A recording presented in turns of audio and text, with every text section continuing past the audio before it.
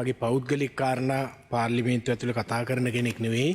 මේක මට අති සංවේදී කාරණයක්. අපේ දිස්ත්‍රික්කයේ නියෝජ්‍ය ඇමතිවරයෙක් මගේ මම හිතන්නේ සාමාන්‍ය හම්බන්තොට දිස්ත්‍රික්කයේ മന്ത്രിවරු කියන්නේ කොන්ද කෙලින් තියෙන මිනිස්සුયો. සාමාන්‍ය කෙලින් කියන්න ඕන දෙයක් තියෙනවා නම් කෙලින්ම කියන්න තිබුණා. ඩී.වී. චානක්ගේ නෝනගේ තාත්තා මෙන්න මෙහෙම ඝාතනයක් වුණා. ඒකට පාතාලි සම්බන්ධයක් තියෙනවා මොකක් හරි.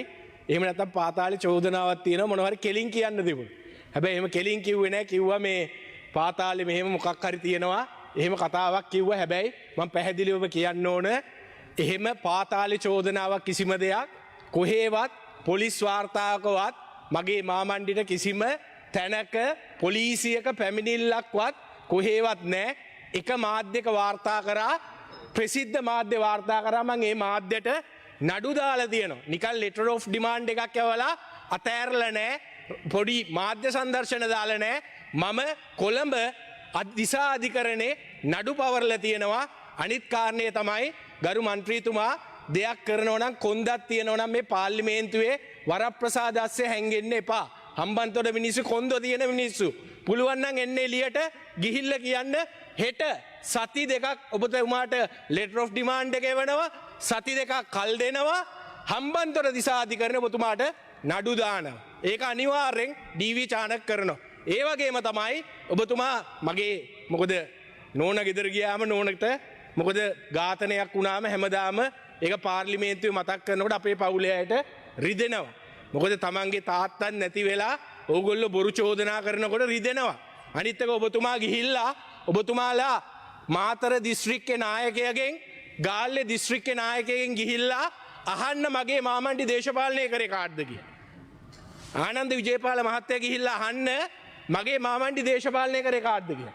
මගේ මාමණ්ඩි නැති වෙනකොට මම බැඳලා එහෙම නැත්නම් මගේ විවාහයේ මාස දෙකක් ඇතුළත ජීවිතේ නැති වෙන්නේ. ගිහිල්ලා සුනිල් හඳුන්නෙත්තිගෙන් අහන්න නලින් හේවගේගෙන් අහන්න කාකට දේශපාලනය කරේ කියලා. අහන්න ඕන රෙකෝඩින් දෙන්න. ඕගොල්ලෝ මෙතෙන්ට ගිහිල්ලා ඒගොල්ලෝ කියනවා පාපිසි ඔය දන්නේ නැතුව පාර්ලිමේන්තුවේ කතා කරාට රැයට කතා කරලා මගේ මස්සිනාගෙන් සමාව ගන්නවා. මස්සිනාගෙන් සමාව ගන්න ඕන නම් දැන් දාලා පෙන්නන්නද? සමාව ගන්නේ වහන්න ඕනද? ගත්ත උදව් අහන්න ඕනද? වීඩියෝ දාලා පෙන්නන්නද? අපේ ෂොප් එකට ඇවිල්ලා උදව් ගත්ත ඒවා බලන්න ඕනද? කාටද දේශපාලනය කරේ කියලා? ඒව ඕනනම් පෙන්නන්න. ගිහිල්ලා අහන්න සුනිල් හඳුන්නෙත්තිගෙන්. ගිහිල්ලා අහන්න නලින් හේවගේගෙන්. මේ මෙතන පෞද්ගලික කාරණා අපි දේශපාලනය කතා කරන්නේ. හැබැයි ඔබතුමල්ලා තමන්ගේ දේශපාලන උදව් ඔක්කොම පක්ෂයට අරගෙන ගන්න තියෙන හැමදේම අරගෙන මෙතනට ඇවිල්ලා කිසිම චෝදනාවක් නැති මිනිස්සුયો ගැන කතා කරනකොට අපිට වේදනාවක් තියෙනවා. මම පාර්ලිමේන්තුවේ කවදා පෞද්ගල දේවල් කතා කරන්නේ. හැබැයි හම්බන්තොට දිස්ත්‍රික්කේ වුණාම කොන්දක් තියෙන්න ඕන. කොන්ද පුළුවන් නම් එළියට ඇවිල්ලා කියන්න. පුළුවන් නම් එළියට ඇවිල්ලා කියන්න. ඕගොල්ලෝගේ සුනාමියටවත් බැරි වුණා මාව පාර්ලිමේන්තුවෙන් එළියට දාන්න. ඕගොල්ලොන්ගේ ශ්‍රමදානට බැරි වුණා පාර්ලිමේන්තුවේ මාව එළියට දාන්න. ඕගොල්ලොන්ගේ JCB වලට බැරි වුණා මාව පාර්ලිමේන්තුවේ එළියට දාන්න. ඕගොල්ලොන්ගේ 149 තුනට අඩු වෙද්දිත් මම පාර්ලිමේන්තුවේ එන්නෝ. ඒක මතක තියාගන්න මන්ත්‍රීතුමා. ඒ වගේම තමයි ආනන්ද විජේපාල මන්තුමා දැන් ඔබතුමාලා දිගටම මිද්දෙනිය ගැනත් කතා කරා. කන්ටේනර් ගැනත් කතා කරා. හැබැයි මේ කන්ටේනර් දෙක පන්නපු විදිය කතා කරන්නේ නෑ නේද ඔබතුමාලා? දැන් DE එක කියන්නේ ඩ්‍රග්ස් එන්ෆෝස්මන්ට් ඇමරිකාවේ තියෙන ලෝකේ තියෙන උසස්ම බුද්ධ්‍යංශේ. ලෝකේ තියෙන උසස්ම බුද්ධ්‍යංශෙන් ඔබතුමාලට දීලා තියෙනවනේ රිපෝට් එක. ඔබතුමා පාර්ලිමේන්තුවේ පිළිගත්තා. මේකෙන් කියලා තියෙනවා මේකේ ඉන්නේ අයිස්. මේකේ ඉන්නේ අයිස් කියලා කෙලින්ම කියලා තියෙනවා. මේ මිද්දෙනියෙන් අල්ලපු එක කෙලින්ම එන්නේ අයිස් කියලා තිබුණා නම් ඇයි ඔබතුමාලා මේ වෙලියට යන්න දුන්නේ? මේක චෙක් කරානේ. මේක පොලිසියෙන් ගිහිල්ලා චෙක් කරානේ. මේක පොලිස්පතිතුමාට ලියුම ආවනේ. මේක ඇමතිවරු දැනන් හිටියානේ. ඉතින් ඇමරිකාවෙන් කිව්වනම් මේක ටෙක්නිකල් ඩිෆෝල්ට් එකක් කියලා ඔබතුමාලා පැනලා යන්නේ කොහොමද? පුළුවන් ද ඔබතුමාලාට පැනලා යන්න? එහෙම පැනලා යන්න බෑ. එහෙම පැනලා යන්න බෑ. ඔබතුමාලාට ටෙක්නිකල් ඩිෆෝල්ට් එක ඇමරිකාවෙන් කිව්වනම් ඔබතුමාලාට පුළුවන්කමක් තියෙන්න ඕන. ඔබතුමාලාට පුළුවන්කමක් තියෙන්න ඕන එකපාරක් නෙවෙයි 10 පාරක් හරි චෙක් කරලා ඔබතුමාලාට පුළුවන්කමක් තියෙන්න ඕන මේක පුළුවන්කමක් තියෙන්න ඕන මේව ගන්න. හෙට අනිද්ද දැන් අපි ඉල්ලලා තියෙනවා. දැන් මනම්පේරිගේ අපේක්ෂකත්වය නම් හොයාගත්තා. මල්ලිගේ මන්ත්‍රීකමත් හොයාගත්තා. හෙට අනිද්දා ලෝය කවුද කියලාත් අපි රිපෝට් එක ඉල්ලලා තියෙනවා. මම නම් දන්නවා ලෝය කවුද කියලා දැන් අපිට නම ඇවිල්ලා තියෙනවා. හැබැයි අපි අර සාක්ෂි අතේ නැතුව කතා කරන්නේ. ඔය පළවෙනි පේලියේ ඉන්න ප්‍රධාන අමාත්‍යවරයෙක් තමයි ලෝයත්. එයා තමයි උදව් කරලා තියෙන්නේ. දැන් අපිට තියෙන ප්‍රශ්නේ තමයි ඒ ලෝයද ඔය කන්ටේනර් දෙක පන්නන්න උදව් කරේ.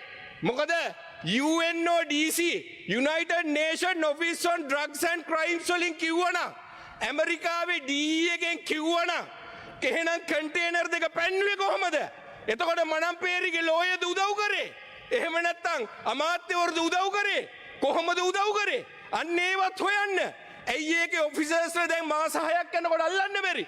දැන් මේකේ දීර්ඝණං මේකේ කවුද කස්ටම් එකේ නිලධාරි කියලා හොයන්න මාස 6ක් යන්නේ නැහනේ. පොලිසිය කවුද කියලා හොයන්න මාස 6ක් යන්නේ නැහනේ. මේවයි දත්ත හොයන්න මාස 6ක් යන්නේ නැහනේ. අත්අඩංගුවට ගන්න මාස 6ක් යන්නේ නැහනේ.